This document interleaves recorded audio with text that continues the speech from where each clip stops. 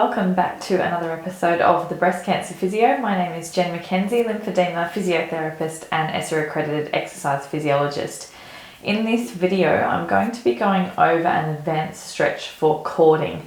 Now, cording is a really common condition that can occur after breast cancer surgery. It can occur after a lumpectomy or a mastectomy, but specifically I believe that cording happens because of the trauma that occurs in the axilla. So when they're looking for lymph nodes that might be cancerous or just taking lymph nodes out of the axilla, the trauma that occurs in the armpit is probably the most likely cause, from what I can see, as to why cording can start. So if you enjoy this content and you would like to see more, then please give this video a big thumbs up. Leave a comment in the section below, as I'd love to hear from you and find out what topics around breast cancer you'd like to hear more about. And please subscribe to my channel, which is completely free. So without further ado, let's get into this video, the advanced stretch for cording. Now let's just have a quick recap on what cording actually is and how it presents. So cording usually presents as a thick cord-like structure that is in the armpit region, but it can certainly, feel like it comes in a line of tension down the arm and even into the chest wall. So if you've had a lumpectomy, you may feel it around the corner, so to speak, of the breast, or in a mastectomy, you may just feel it generally as a line into the chest wall.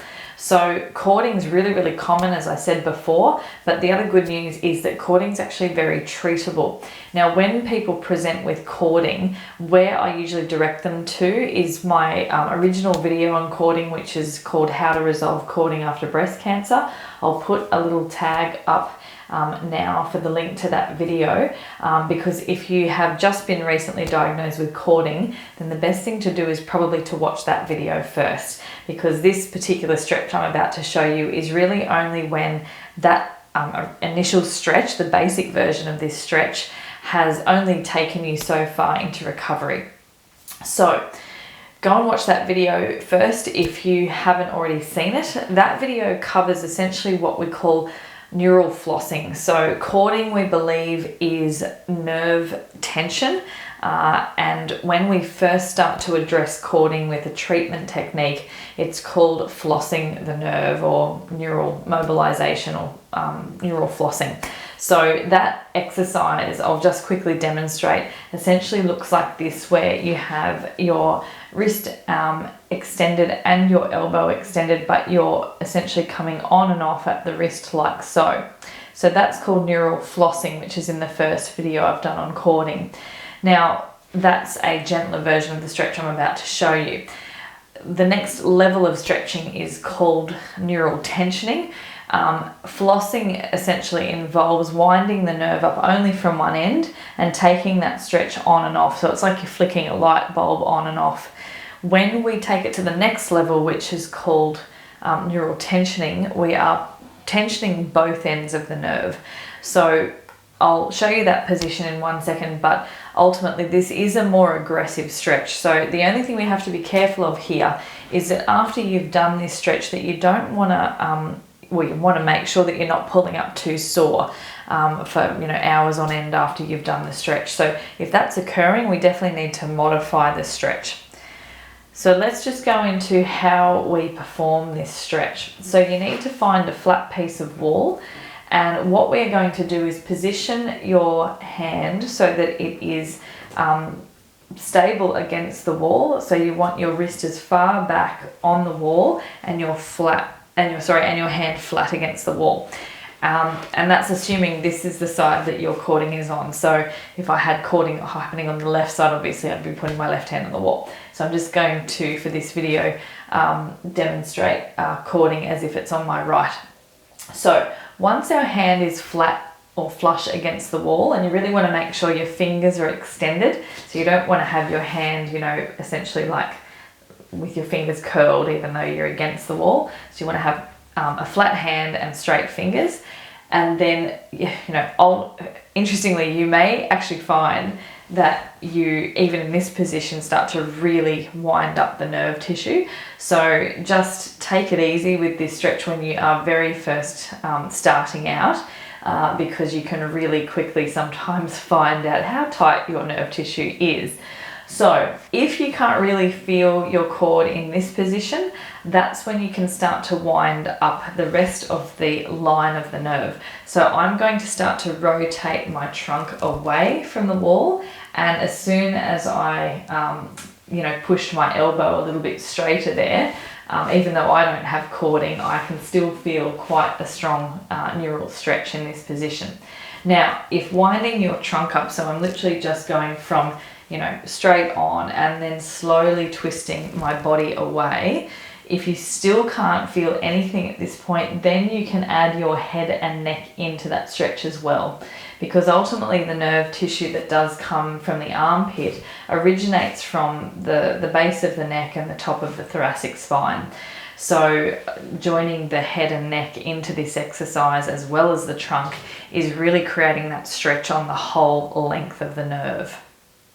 Just a little note to add that if you wanted to ramp this stretch up in a slightly different way, you could always put your arm up higher. So I've started this stretch out by putting my hand at 90 degrees, or my shoulder is at 90 degrees to my body and my arms essentially in line with my shoulder. There's no reason why you can't put your hand up higher.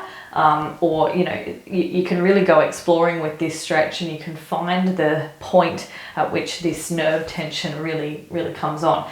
So and there's been plenty of patients where I've really had to fiddle with the position as to which they get their bodies into to be able to find that last little bit of tension, because the way we are approaching cording at this point in time is usually when it's just being a little bit stubborn, and the neural flossing exercise won't quite get rid of the tail end of it. So you can put your hand up nice and high, and then you can include your thoracic rotation and your head and neck.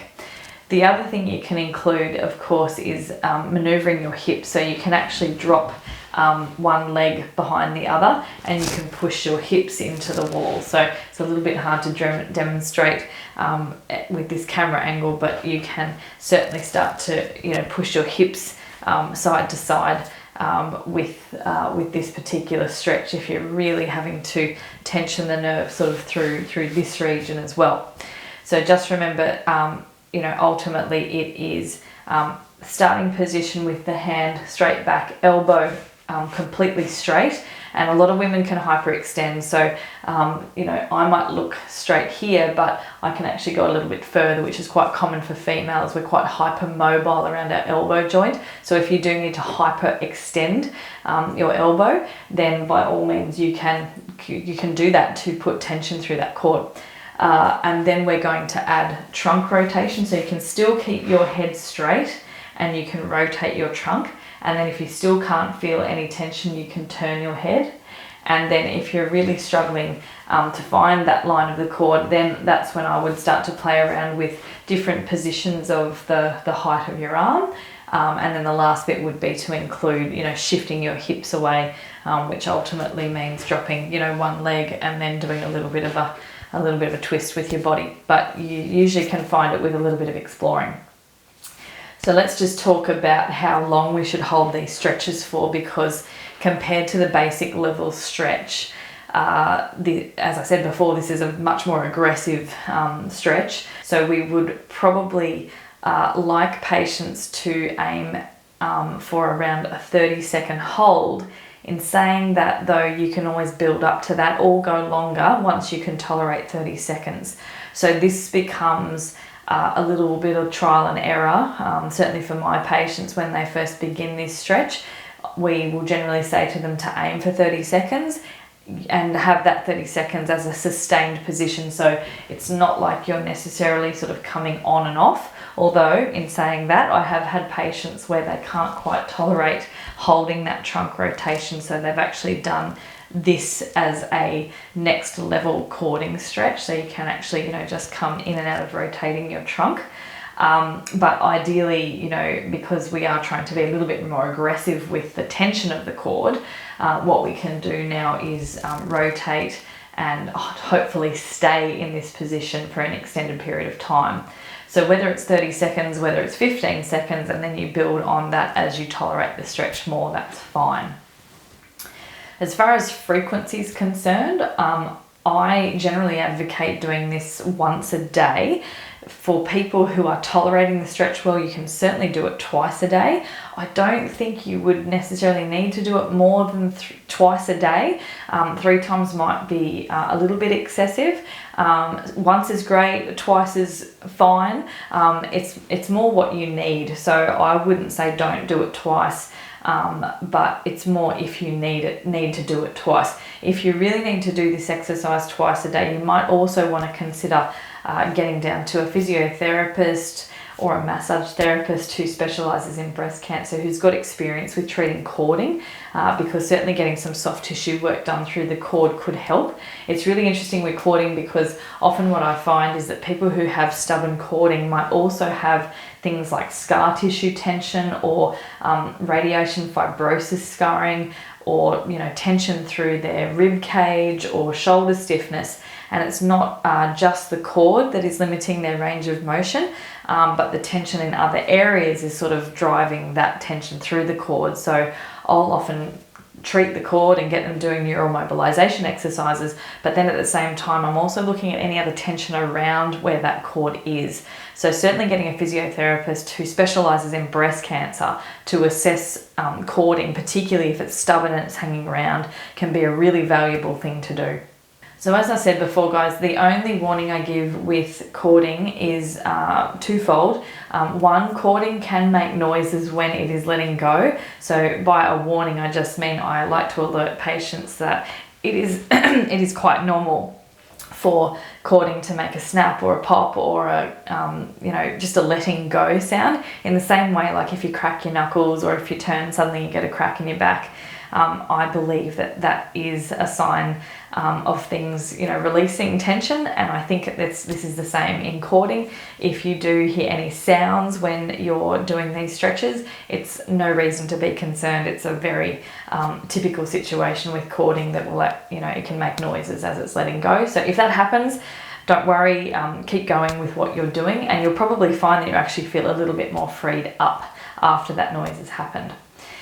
The second thing, as I briefly mentioned before, if you're doing sustained advanced cording stretches and you are getting a really achy arm, sore arm for a considerable time after you've finished that exercise, it may mean you need to modify how you're doing that exercise, because ideally we really don't want you to do an exercise that's supposed to be helping you and then you're pulling up in hours of pain after. So what I would recommend is that if that is happening, you might just modify the stretch. Like I said before, you can do a rotation on and off rather than a sustained hold. You could keep your head and neck in neutral rather than joining your head and neck into the exercise.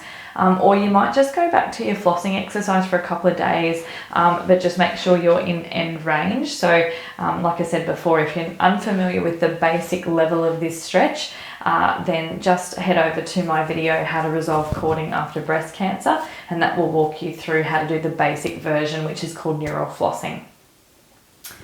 Thank you so much for watching this video. I really hope you've gained some informative content from this. If you have any questions about cording, particularly cording that is being a little bit stubborn and hanging around even if you're treating it, then please reach out. Feel free to leave a comment in the section below and I will get back to you as quickly as I can. I release a new video every week around the topic of breast cancer, so stay tuned for my video next week. I'm Jen McKenzie, the breast cancer physio. I'll see you next time.